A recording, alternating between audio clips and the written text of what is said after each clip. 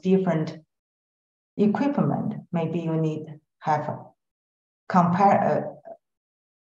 matchable operation process for your equipment, right? So you need to have some additional experiment to justify it can work. And also in this site, what is acceptance criteria to determine success of a transfer? So all this need highlighted in the transfer protocol. Transfer protocol can be adjusted and changed during the transfer process, but any change, the formal change control must be applied to the protocol during the transfer. Building a transfer project team, as I already mentioned, I will not go to in detail. You need multidisciplinary teams. The team's function include coordinating, implementing, monitoring, and evaluating the transfer, and developing the technology protocol in the beginning phase, right? And conduct gap analysis and risk assessment. Also, develop a control strategy. So this team, how good this team, how effective this team play a key role for a successful technology transfer. Capacity building is needed. Why we always say technology transfer is a quick way to facilitate acquisition of knowledge, know-how, and technology. It's a quick way for capacity building. So it's not just guide their document, their technology process. It's capacity building for your workforce. So take this advantage. A good technology partnership always involve the training proposal and also how to document this training proposal and evaluate the outcome. And our experience when you do this technology transfer, so work together, physically involve the production process in the receiving company unit is from the holding unit. It's technology holder is very important. Reproduce the product together. So it's hands-on training. And also this physical exchanger of both sides, the receiver go to the technology receiver, go to the technology holders unit to learn their process and vice versa. So technology holder go to receiver, technology receiver manufacturer side to know their real practice and build capacity.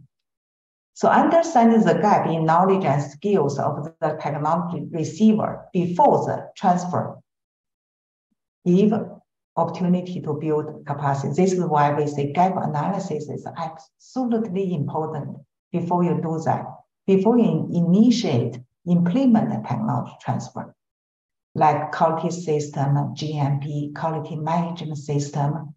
So what's the capacity of the technology receiver? How can we help them? If there's an insufficient capacity, how should we help them?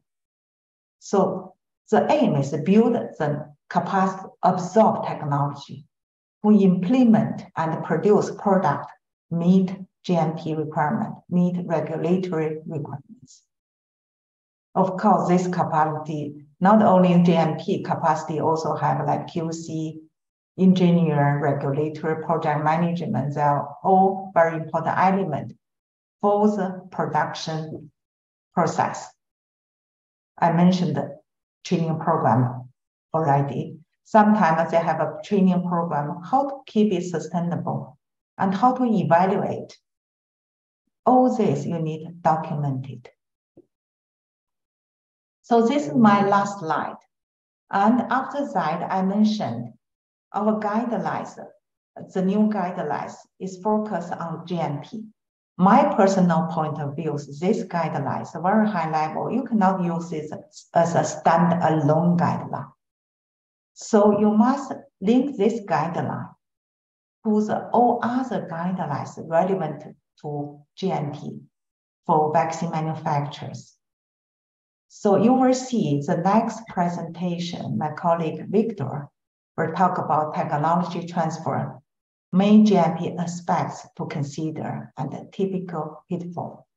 So he will, just as I said, link the one technology transfer guideline for all the consideration already included in the guidelines really relevant to the GMP, right? So with that, I thank you for your attention and I pass over the floor to Victor. Victor, please.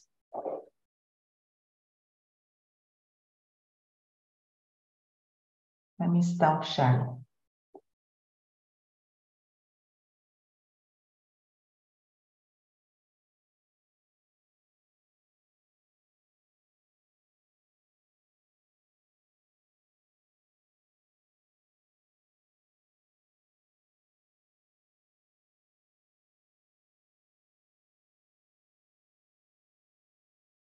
We can see your slides, but it's not, there we go. Yes, it's a full presentation. Thank you.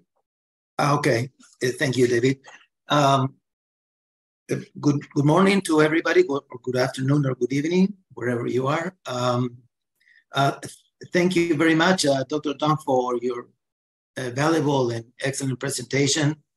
I think that gives us a good overall picture and roadmap of the technological transfer process, even before addressing technical issues. This presentation will cover briefly these topics, this aspect, the main principles, stages, gap analysis, quality risk management, manufacturing technology transfer, and analytical method transfer, and in the end, some examples and case studies and typical pitfalls. Before starting, I read one of the questions in the chat regarding what was ecosystem that Dr. Dong was referring to, and I could contribute to that an ecosystem is the inter-identification and interrelation of all the interested parties that are involved in the technical and the non-technical aspects of the technical transfer. So that's what we use the word ecosystem. Okay, the scope of a technology transfer, and it was mentioned in the previous session, is actually it could be referred to active pharmaceutical ingredients, APIs. It could be isolated API intermediates, bulk drug products, or of course, finished pharmaceutical products. So the scope is quite wide, and as it was mentioned, it includes not only transfers between companies, but also within the same company. So if a company is ready to launch and start a new process, technology transfer would also be something to address. Very important to get the right framework based on ICH Q10, Quality Management Systems. Remember that this is our basic broad roadmap in terms of compliance. And it's important to see, I'm sure you're familiar with this graph. If you're not, I encourage you to read this basic guidance document, and not only for the technical personnel, but also for the upper management. This is a nice graph, which is one of the annex, and gives us the overall picture of how the life cycle works. And as you can see, we have from development through tech transfer, through commercial manufacturing. So basically, tech transfer is in a way like a bridge, right, between pharmaceutical development and commercial manufacturing. And it is in the guidance and is an expectation for all regulatory inspections to have this stage very well planned and documented. Unfortunately, some companies tend to underestimate this part, and we encourage you to not to do that and to pay close attention to this part. And here we have the life concept links product and process development, qualification of the commercial manufacturing process, and maintenance of the process in a state of control during routine commercial production. State of control that was also mentioned by Dr. Tong. Of course, change management system is obviously a part of tech transfer. In a way, tech transfer should be associated, completely associated to a change control, because that's what it is. So basically, the tech transfer is a change control which has been protocolized and planned specifically in order to cover the complexity of this change. And of course, the enablers that shows us the ICHQ-10, which is knowledge management and quality risk management, is something that we, of course, show this as the basis, not only for tech transfer, but for all GMP compliances. I think this is something that we have been insisting and mentioning during the previous sessions of this marathon, and we will continue to mention this in the remaining sessions. And this is something that is key for all the organizations to understand how important this is and how to show that this knowledge is applied effectively to bring a product to market and to bring it compliant, even since the first batch to the market. Okay, so key factors to be considered in a tech transfer. Of course, activities for a successful tech transfer to achieve a robust, reproducible manufacturing process at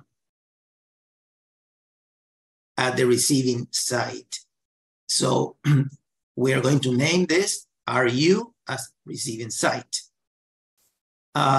So this would be like a combination of gap and risk analysis to assist in identifying and evaluating any differences between transfer sites that have potential impact on the critical quality attributes, to identify any process steps that become critical process parameters that may be not being obvious on the first level of information. After the gap analysis is completed, a risk assessment will focus on any possible situation which would trigger a failure. So as you can see, this is completely linked to the first session about quality risk management, and the message is that we need to be preventive. We need to know our risks before we start developing or transferring or even, of course, producing.